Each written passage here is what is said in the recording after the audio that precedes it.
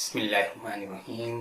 अस्सलाम वालेकुम नाज़रीन ऐश अल-शिफ़ा के क्लिनिक से आज प्रोग्राम लेकर आए हैं। चैनल प्रोग्राम है लेडीज़ के अमराज से मुतालिक।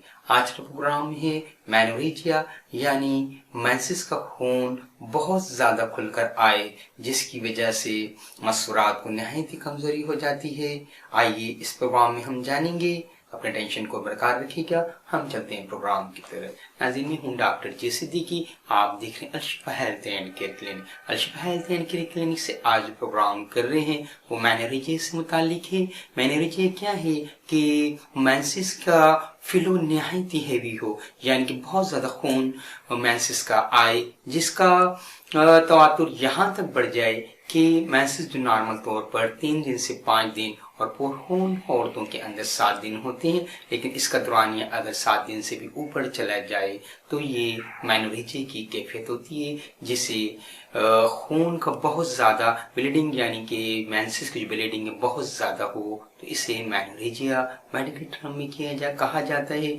इसके पीछे क्या काजेज होते हैं, तो उसके अंदर लेडीज़ के हार्मोन जैसे प्रोगेस्टेरोन और एस्ट्रोजन कहते हैं, इनके लेवल के डिसबैलेंस हो जाने की वजह से ये इशू आता है और इसकी वजह से मेंसेस का खून 5-7 दिन से बढ़ जाता है और बहुत ज़्यादा हेवी ब्लीडिंग होती है, जिसकी वजह से न सिर्फ उनकी सेहत गिर जाती है बल्कि आने वाले वक्त में उन्हें इनफर्टिलिटी का इशू भी हो जाता है।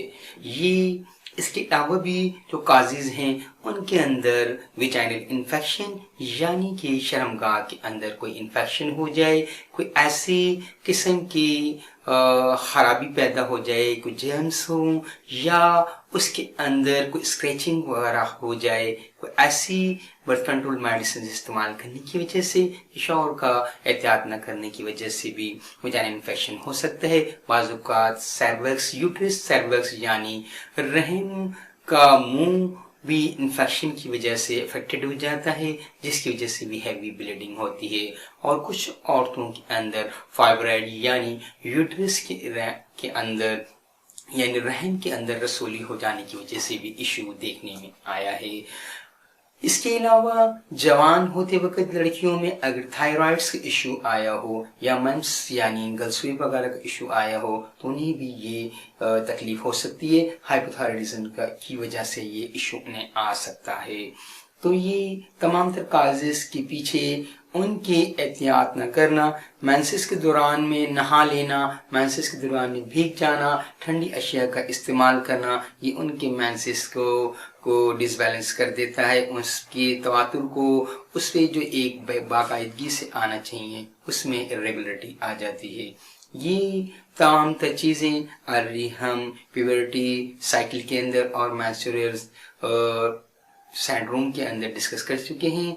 लिहाजा अब हम चलते हैं इसकी मेडिसिन की तरफ ताकि होम्योपैथिक तरीके इलाज से इस इशू को सेटल किया जाए। लेकिन अगर आप ये समझते हैं कि टेस्ट करा लेना भी बहुत ज़रूरी होता है, MRI के ज़रिए से, बायोप्सी के ज़रिए भी इसे हम देख सकते हैं कि आया अगर इनफर्टिलिटी यानी स्टेरिलिटी या बांझपन का इशू है और औलाद नहीं हो रही और पीछे जस्ट बिहाइंड ये काज हैं कि मेंसेस बहुत ज़्यादा हैवी आते हैं, तो उन्हें ये टेस्ट MRI या बायोप्सी करवा के इस चीज़ को इंश्योर करना चाहिए।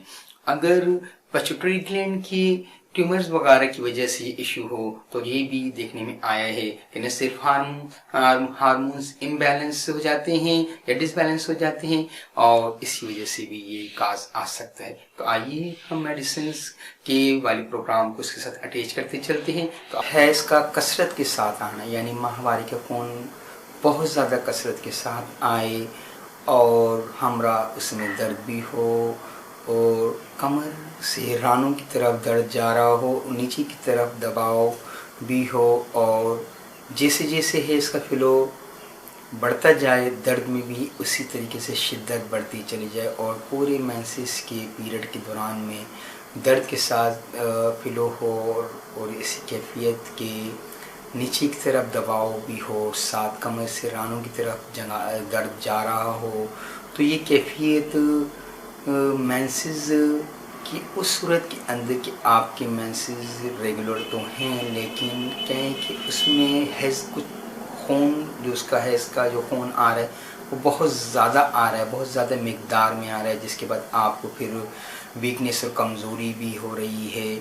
تو ایسی مینوریجیا کی کیفیت کے اندر آپ نے ہومیوپیتھک میڈیسن ایکٹریسی موسا، جسے سیمیسی فیوگا بھی کہا جاتا ہے، مدر ٹنچر کے 10 قطرے صبح دوپہر اور رات کو آدھے کپ نیم گرم پانی میں یا سادے پانی میں استعمال کریں. اپنے مینسز کی ڈیٹ آنے سے 1-2 دن پہلے سے استعمال کریں، 1-2 دن بعد تک استعمال کریں. کچھ مینسز کے سائیکل کے دوران میں یعنی 1 مہینے، اس مہینے بھی اسی طریقے سے آپ نے 5-7 دن استعمال کرنی ہے، نیکسٹ منتھ بھی اسی طریقے سے استعمال کرنی ہے، اس سے نیکسٹ منتھ بھی استعمال کرنی ہے. انشاءاللہ آپ کی یہ کیفیت ٹھیک ہو جائے گی اور آپ کو مینسز کا فلو نارمل ہو جائے گا اور اس میں جو درد اور تکلیف ہوتی ہے وہ بھی نہیں ہوگی.